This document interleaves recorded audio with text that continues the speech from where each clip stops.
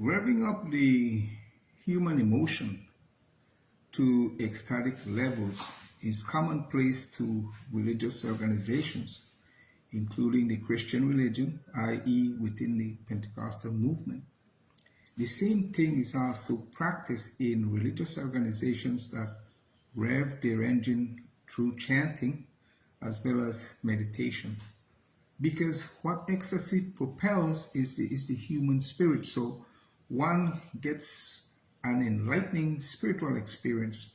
Ecstatic experience is not exclusive to religious organizations. The human emotion has routinely been and will always continue to be taken to ecstatic levels through musicians getting into their element, not only to and for themselves, but are also able to transmit the same to fans attending their concerts.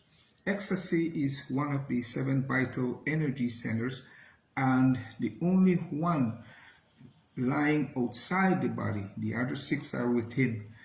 Given it is of a spiritual nature, so ecstasy lies about 2 inches floating above the head, likened to a crown.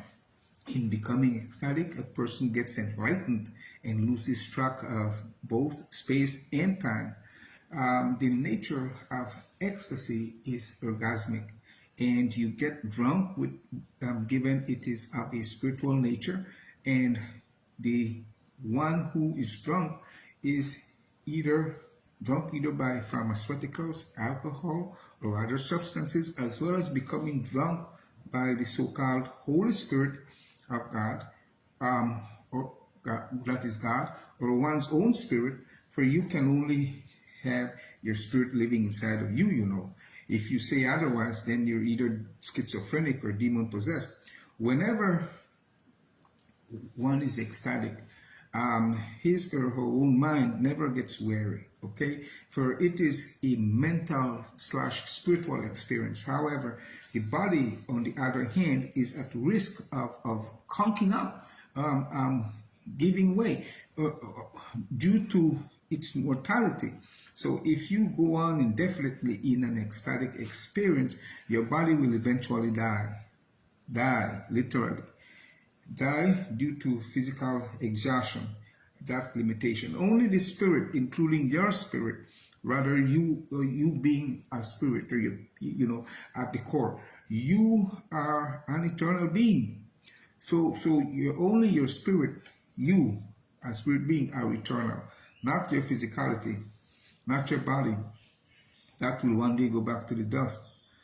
So for one who is devoted to spirituality, the norm would be to walk around with only a tinge of ecstasy on the daily, which would suffice, and only get full-blown ecstatic from time to time. The thing is, you see, when you are ecstatic and you are a devotee to spirituality, you can explode, but without incident, because you're sitting like a mountain on a still and stable foundation. Unlike one who's drunk with alcohol and is unstable. So that is the reason why, and the difference between one who is drunk with their own spirit, or the so-called Holy Spirit, and a person who is drunk from pharmaceutical or alcohol. The one who is drunk with the Holy Spirit, so-called, or his or her own spirit, generally speaking, a spiritual-minded person sits on a stable and still foundation, able to then explode without incident. That explained, let me go on, okay? Drunken people cannot work physically. They're in a state, in that state, they're oblivious to both time and space.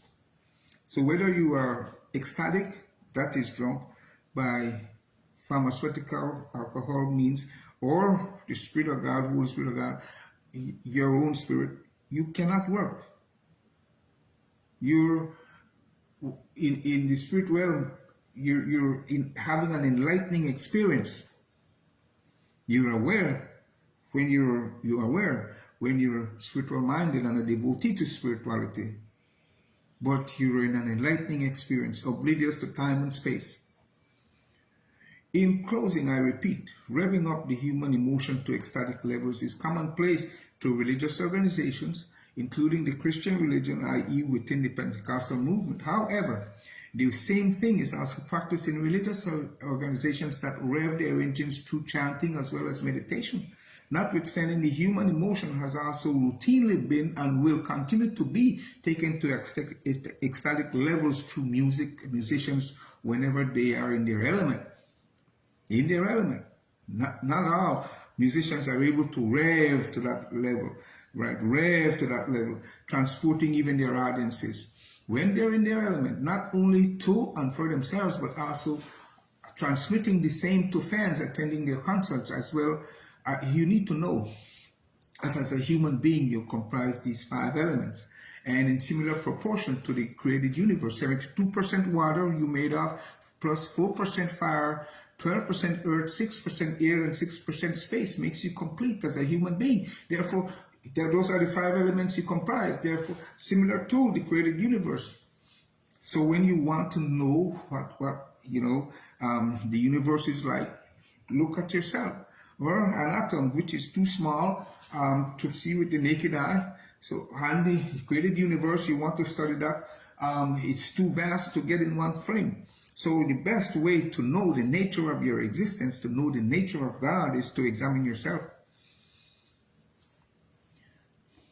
In closing, let me say, if you fall short and are therefore unable to cleanse these 5 elements, you can then transcend them by attending, i.e., a concert whereby a musician like such as Bob Marley or the late Lucky Dube, among others able to, skillful enough to,